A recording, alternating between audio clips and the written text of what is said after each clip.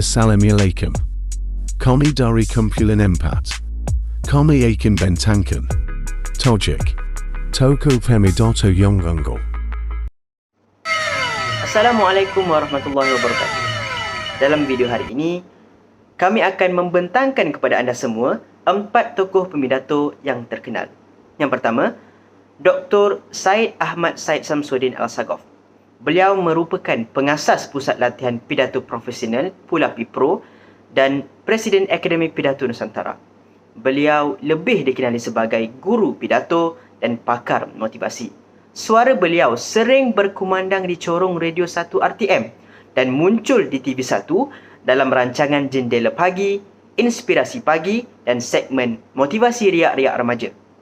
Beliau merupakan seorang pengarah pembangunan perniagaan di FETC serta menjadi profesional konsultan speaker kepada beberapa buah syarikat korporat dan jabatan kerajaan. Beliau telah dianugerahkan sebagai tokoh motivasi dan ikon pidato Malaysia. Saya beralih kepada sahabat saya untuk tokoh yang seterusnya. Tokoh seterusnya adalah Senior Sultan atau lebih dikenali sebagai Bung Karno. Beliau dilahirkan pada 6 Jun 1901 di Surabaya, Jawa Timur dan meninggal pada 21 Julai 1970. Beliau merupakan anak kepada Raden Sultan Misusradi Harjo dan Ida Ayu Yomarai. Beliau seorang pelajar yang berprestasi tinggi dan menguasai banyak bahasa. Karno berjuang bagi bangsa Indonesia mengikuti idolanya Haji Omar Said Cokraminoto yang juga guru politik dan guru pidato beliau.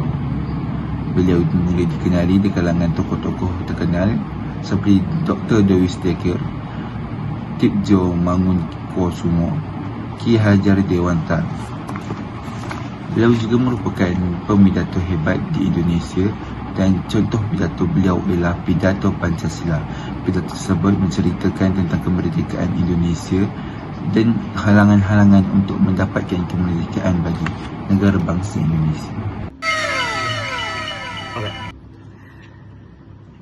Tokoh pemidato yang seterusnya ialah Yang Berhormat Datuk Ahmad Bostamam. Nama asal beliau ialah Abdullah Thani bin Raja Kecil. Beliau telah dilahirkan pada 30 November 1920 di Kampung Berang Ulu, Negeri Perak, Malaysia. Beliau telah meninggal dunia pada 19 Januari 1983 pada umur 62 tahun.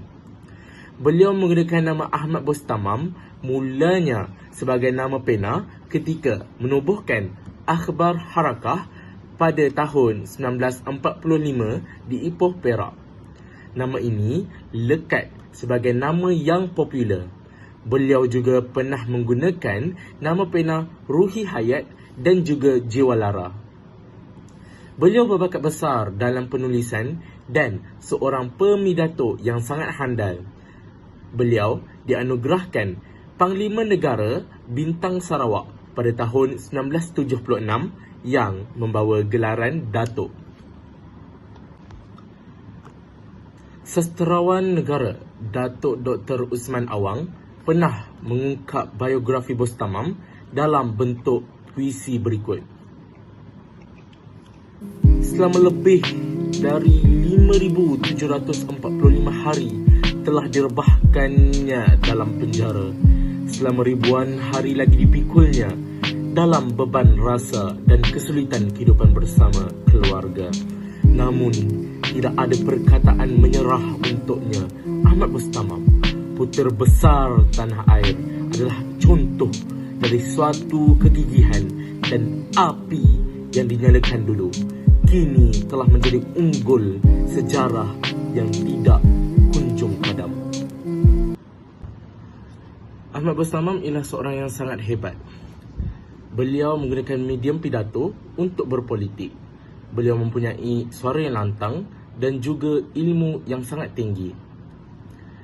Beliau menguasai 3 bidang yang diminatinya, baik sebagai ahli politik, wartawan maupun sastrawan.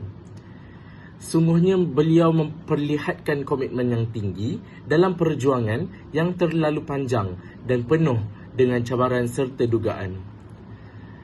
Gagasan beliau jelas terpancar menerusi karya yang dihasilkan sama ada dalam puisi, drama, cerpen, esei, memoir, autobiografi maupun novel. Antara karya beliau ialah Dendang dari Neraka, 7 Tahun Malam Manjang dan juga Memoir Seorang Penulis. Sekian dari Ahmad Bostamam.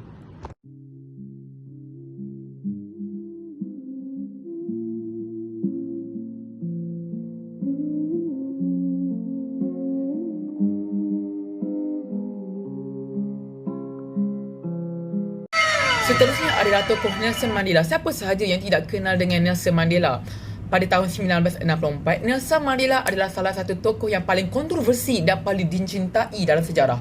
Pidatonya "Saya siap mati" ataupun "I would rather die" telah mendefinisikan demokrasi Afrika Selatan. Mandela telah menyampaikan pidatonya selama 3 jam kerana beliau telah didakwa untuk bersaksi saat menangani tuduhan terhadap dirinya kerana beliau telah memperjuangkan untuk melawan sistem apartheid di Afrika Selatan. Meskipun kata-katanya tidaklah menyelamatkannya dari hukuman, namun pidatonya yang kuat telah menyentuh fikiran orang-orang yang telah mendengarkan pidatonya. Dan itu telah merangsang keresahan orang-orang di Afrika Selatan. Mandela juga telah dipenjara selama 27 tahun.